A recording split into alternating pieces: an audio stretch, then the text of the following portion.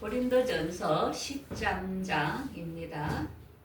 제목은 사랑은 예수님 자체이다 라는 제목으로 오늘 말씀을 전하고자 합니다. 우리가 하나님의 사랑을 다 이해할 수가 없지요.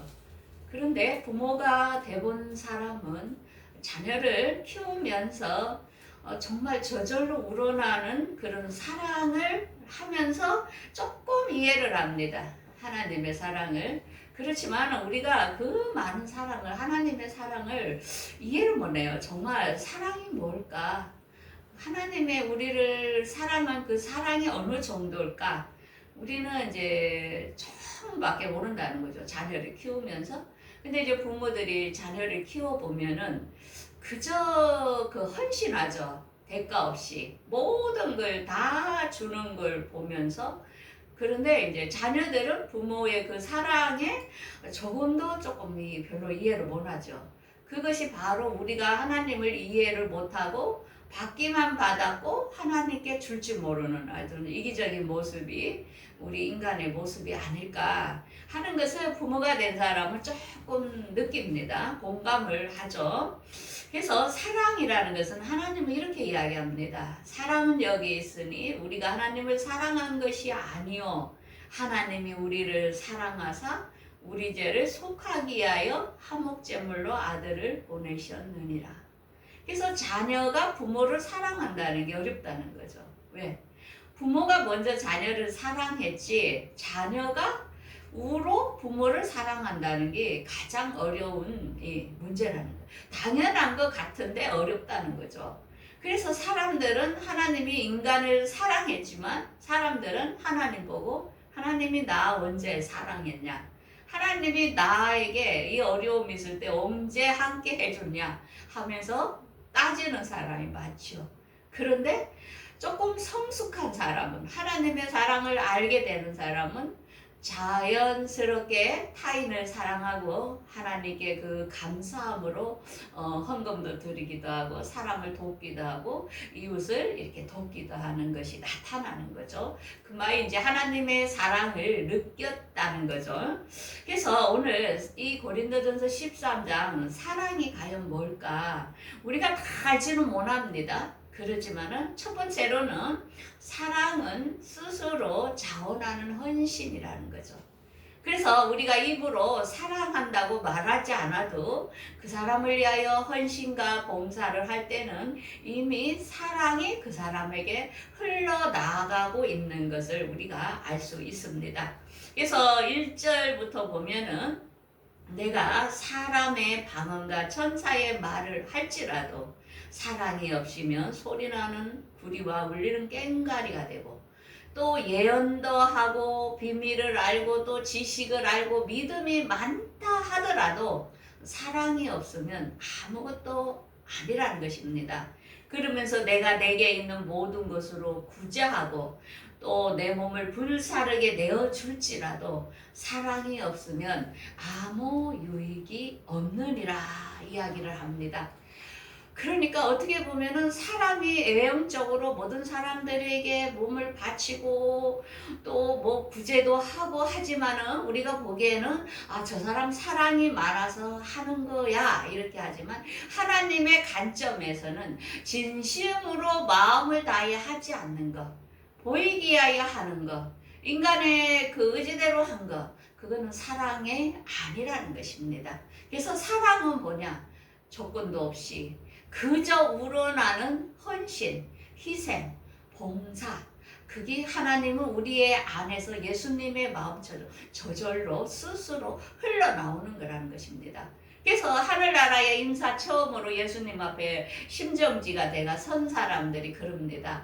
정말 그 사람이 자기는 교회를 위해서 하나님을 위해서 열심히 살았다고 변명을 하니까 하나님께서는 그 사람 안에 그때 어떤 마음으로 했는가 마음을 이렇게 펼쳐줄 때 그 사람들이 이중인격성 하나님께서 우리가 그걸 보게 하시는 거죠. 그래서 겉으로 나오는 거하고는 아무 소용이 없고 정말 진심으로 내가 하나님 앞에서 할 때 우러나는 그것이 그냥 저절로 흘러나오는 것이 진짜의 사랑이라는 것을 합니다. 그 다음에 두 번째로 사랑은 인간 개인을 존중해 주는 것이 사랑이라는 것입니다. 그래서 4절에 보면 이렇게 말씀합니다. 사랑은 오랜 참고 사랑은 온유하며 시기하지 아니하며 사랑은 자랑하지 아니하며 교만하지 아니하며 무례히 행하지 아니하며 자기의 유익을 구하지 아니하며 성내지 아니하며 악한 것을 생각지 않고 불의를 기뻐하지 아니하며 진리와 함께 기뻐하고 모든 것을 참으며 모든 것을 믿으며 모든 것을 바라며 모든 것을 견디느니라. 그러면서 사랑은 언제까지나 떨어지지 아니하고 예언도 패하고 방언도 그치고 지식도 패하리라. 그렇지만 우리가 부분적으로 예언하나 온전한 것이 올 때는 부분적으로 하던 것이 패하리라. 이게 뭡니까? 예수님 그 자체가 사랑인 것을 알 수 있습니다. 그래서 예수님 자체가 우리를 모든 것을 참고 믿어주고 바래주고 견디어 주는 게 사랑이라는 것입니다.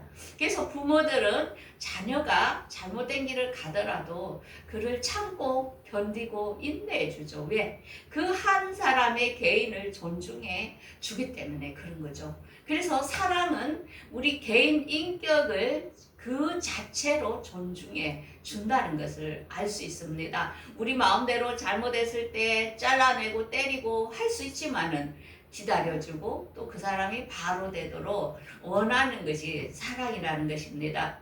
그래서 우리가 사랑에 대하여 호세아서에 보면은 예를 들어줍니다. 그 말씀으로 호세아 선지자에게 그 선지자인데 음란한 여인하고 결혼을 하라는 것입니다. 그게 얼마나 비참합니까? 선지자로서 음란한 여인하고 창녀와 같은 여인하고 결혼하라는데 우리가 그걸 용납을 하겠단 말입니다. 근데 하나님께서는 그렇게 명령을 합니다. 그래서 호세아는 이 음란한 여인 고멜과 결혼을 했는데 아이를 3명을 낳으면서 이 또 음란한 여인 고멜은 또 다른 남자한테 가서 또 음란을 범하고 할 때에 호세아는 또 가서 돈을 주고 그 여인을 구해서 사옵니다. 다시 데리고 옵니다. 그게 뭐냐? 우리가 하나님께 배반하고 또 다른 신을 섬기고 우상을 섬기고 이렇게 할 때에 하나님께서는 예수님을 통하여 이 값을 치르면서 우리를 구해준 사랑을 우리에게 보여주는 것입니다. 그래서 사랑은 뭡니까? 우리 고멜 음란한 여인은 우리입니다. 우리인데 하나님께서는 우리를 끝까지 사랑하고 또 우리를 다시 예수님을 통하여 우리를 죄에서 구해 오시는 그 사랑을 바라는 것입니다. 그러면서 예수님께서는 평상시에 사역을 하실 때 가늠한 여인, 이 여인을 사람들이 데리고 왔지요. 그래서 사람들은 이 가늠한 이 여인을 정죄하고 돌로 때려 죽여야 되는 것이 맞다고 주장하면서 왔지만은 예수님께서는 어떻게 쳐다봅니까? 그 가늠한 여인을 나는 너를 정죄하지 않는다. 그래서 죄 있는 사람이 돌로 먼저 쳐라 할 때 모든 사람들이 가는 것을 알 수 있습니다. 예수님은 가늠했지만은 이 여인을 또 다시 회생될 수 있는 것을 희망을 봅니다. 이 여인도 예수님의 사랑을 알게 되고 예수님의 말씀을 알게 되면 새로운 사람이 될 수 있다는 희망을 가져보는 것입니다. 그래서 그 여인을 다시 죄를 용서해주고 그를 다시 회복시키는 것을 알 수 있습니다. 여러분도 마찬가지입니다. 가망이 없고 나는 마약에다가 막 찌들린 이런 것이 많습니다. 어제 어떤 분이 남자분인데 머리에서 손, 발끝에 염증이 심해요. 너무 심한 거예요. 그래서 지금은 더 심해요. 나이가 67이라는데 그래서 제가 그랬어요. 혹시 밀가루 음식 많이 먹으세요? 그랬더만 라면을 킬라랍니다. 어릴 때부터 라면을 너무 많이 먹었는데 거기다가 또 미원을 더 타서 먹는답니다. 그러니까 우리가 이 먹은 것이 세월이 흐르면은 그게 염증으로 다 나타나는 겁니다. 그래서 아니 살라고 하는 겁니까? 죽으려고 하는 것입니까? 그거 끊을 수 없습니까? 하니까 자기 몸이 그럴지라도 못 걷는 거예요. 그게 완전히 중독이 된 거죠. 그래서 그런 생명, 내가 살고자 원할 때, 내 몸을 귀중히 여길 때, 그 먹은 것들을 절제하면서 해야 건강해지는데, 그렇게 못하는 게 많습니다. 우리가 보면 저 사람 너무 희망이 없어, 가망이 없어.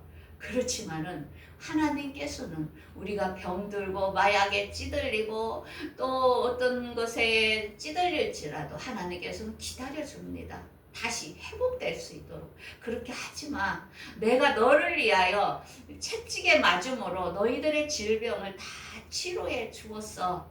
그러니까 너희들은 나의 말씀을 믿고 끊고 돌아와야 돼 하면서 참고 기다려주는 그 개인을 정말 중독이 되어서 할 수 없다는 그것을 다시 우리 예수님께서는 할 수 있다는 희망으로 다시 기다려주는 것입니다. 그래서 여러분들, 내가 내 몸 자체가 안 될 때 예수님께서는 여러분들을 회복하도록 기다리고 있다는 것을, 여러분들을 죄에 빠졌을지라도 여러분들을 기다리고 있다는 것을 여러분은 알아야 됩니다.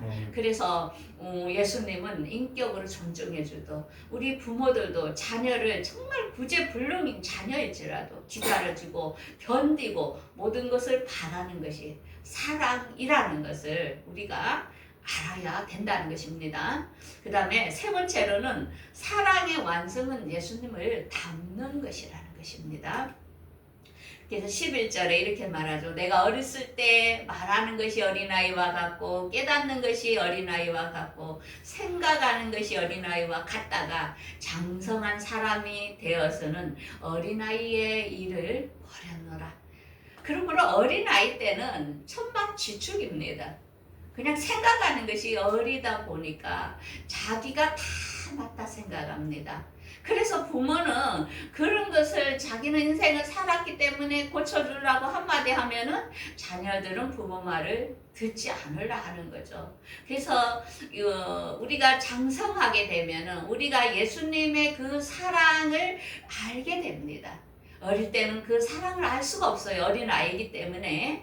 그렇지만은 우리가 말씀으로 성장하게 되면은 12절에 이렇게 말씀하죠. 우리가 지금은 거울로 보는 것 같이 희미하나 얼굴과 얼굴, 그때는, 그러니까 예수님이 재림하실 때 우리가 예수님을 만나게 될 그때에는 얼굴과 얼굴을 대하여 볼 것이요. 지금은 내가 부분적으로 아나, 그러나 주께서 나를 아신 것 같이 주님이 만날 그때 되면은 내가 온전히 알게 되는 그런 장성하게 된다는 것입니다. 그래서 우리가 예수님을 향하여 지금 가고 있잖아요. 그래서 예수님을 직접적으로 예수님 재릴 때는 우리가 예수님의 그분을 직접 보게 됩니다. 그때에는 장성해진다는 것입니다. 그러므로 믿음, 소망, 사랑 세 가지 중에 사랑이 제일이라는 것입니다. 사랑은 예수님과 함께 살아야 될 새하늘과 새 땅까지 같이 가게 된다는 것입니다.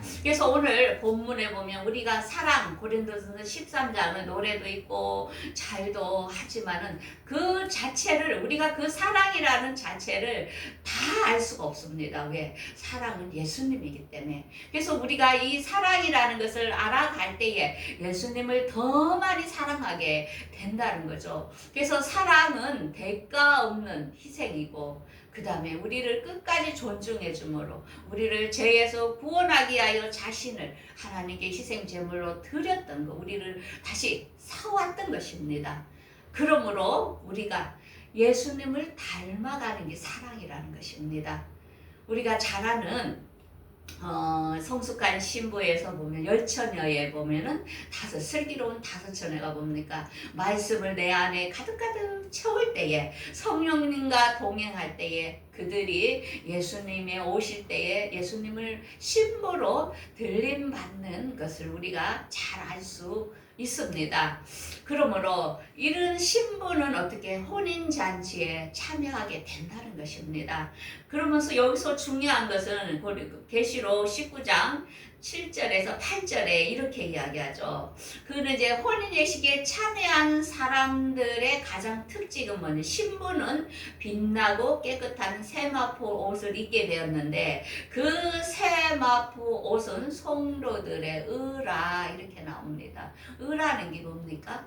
사랑 그 자체, 예수님과 같이 우리가 변화되는, 영화롭게 되죠. 그렇게 되는 모습을 이야기하고 있는 것입니다. 우리가 잘 아는 큰바위 얼굴을 우리가 잘 알죠. 어니스트의 그 소설이죠. 그래서 그 동네에 큰바위 얼굴이 있었는데 누가 그 큰바위 얼굴이 될까? 나중에 세월이 흘러서 그 마을에서 의사도 나타나고 변호사도 배출되고 많이 나타났었는데 그 마을에서 어떤 분 자기를 내면을 성찰하고 덕을 쌓았던 그 사람 그 자체가 큰바위 얼굴과 닮아 있었다는 것을 알 수 있습니다. 그래서 우리가 예수님을 향하여 자꾸 바라보고 말씀대로 살려고 예수님과 같이 살려고 노력할 때에 우리가 예수님의 얼굴로 닮아져 가 있다는 것입니다. 그러면서 우리가 중국의 어떤 사진 작가 중국에서 그 눈썹을 거닐 때에 예수님 얼굴이 어떤 모습입니까? 그가 하나님을 정말 떠나게 될 때 하나님 나한테 한번 예수님 좀 보여줄 수 없습니까? 이렇게 할 때에 그 사진을 찍어라 하니까 그 눈 속에서 이 예수님의 얼굴이 보였죠. 지금 화면에 보면 이 모습이 예수님으로 보입니까? 보여요? 이게 그냥 막 새카만 거와 흰 거와 이렇게 보이지만 이게 어느 날 이게 보이게 되면 깜짝 놀랄 겁니다. 예수님의 그 얼굴의 모습이 이제 그런 것처럼 여러분들도 어느 날 여러분들이 정말 오늘 고린도전서 13장처럼 대가 없이 헌신하고 또한 모든 사람들을 존중해주고 그 다음에는 모든 것을 바라고 견디고 인간 자체로 그렇게 예수님을 닮고자 원할 때에 여러분들 이렇게 예수님의 모습으로 여러분들도 되어 있을 것입니다. 그래서 나이가 많이 드신 이런 목사님들이나 또 신앙생활을 많이 하신 분들을 보면 얼굴이 어떻습니까? 저 사람 얼굴만 봐도 예수님을 보는 것 같다. 하나님을 보는 것 같아 이렇게 이야기를 합니다. 저도 고린도전서 13장 오늘 설교를 하면서 이 사랑이라는 것을 다 담지를 못합니다. 그런데 하나님을 사랑하는 사람이 있어요. 그게 이제 우리가 자녀를 키우다 보면 우리가 자녀를 손녀와 자녀와 틀린 것은 뭐냐면은 자녀는 부모의 말씀에 전적으로 순종하고 또한 부모가 없으면 안 된다는 것을 의지할 때에 부모는 그 자녀에 대하여 희생하고 돌봐주려는 마음이 생깁니다. 그런데 소녀는 자기 부모가 있기 때문에 할머니 할아버지를 그렇게 따르지는 않습니다. 그래서 부모는 따르는 자녀를 더 사랑하게 되는 것입니다. 아무리 손녀를 이뻐한다 해도 자녀하고 비교가 할 수 없는 거죠. 왜냐하면 그 자녀는 부모가 온전히 바라고 나는 이 부모가 내 인생의 전부야 하면서 믿고 따랐기 때문에 어릴 때 힘들지만 키워냈던 것입니다. 그런 것처럼 여러분들이 하나님을 전적으로 따를 때 나는 하나님밖에 없어요. 하나님 나 당신 없으면 못 살아요. 이렇게 할 때 하나님은 여러분들의 전 생애를 책임질 것이며 여러분들을 끝까지 떠나지 않고 여러분들 안에서 여러분들을 사랑합니다. 그래서 어제 어떤 손님이 이러시더라고. 옛날에 어릴 때 뭐 선물 받으러 교회는 갔대요. 그래서 제가 이랬어요. 당신은 하나님이 사랑하십니다. 하나님이 당신과 함께하고 있습니다. 이러니까 내가 술도 먹고 담배도 피고 이러는데 하나님이 있냐고. 아니라고. 당신에게는 그래도 하나님의 자녀라는 모습이 나타납니다. 왜? 당신이 나쁜 짓 않고 선하게 살 수 있다는 것 자체가 당신은 하나님이 이미 안에 있지만은 못 느낀 것 뿐이라면서. 그래서 정말 악한 사람은 나쁜 짓 하고 완전히 그 딱 봐도 이 사람은 구제불능이야 할 정도로 악의 하신이 되어 있는 것을 알 수 있습니다. 그래서 여러분들이 하나님을 떠났다고 절대 생각은 안 됩니다. 하나님은 여러분들과 지금도 항상 함께하고 있다는 것을 아시고 그냥 마음으로도 어렵고 힘들 때 부르십시오. 작게 말해도 하나님은 다 아십니다. 그래서 우리가 이 사랑, 하나님은 우리를 먼저 사랑했다 합니다. 그래서 우리가 그 사랑을 알고 느낌으로 또 하나님을 사랑하고 이웃에게 여러분들의 사랑을 흘러 보내시는 삶이 되기를 바라겠습니다. 아멘. 네, 기도하겠습니다.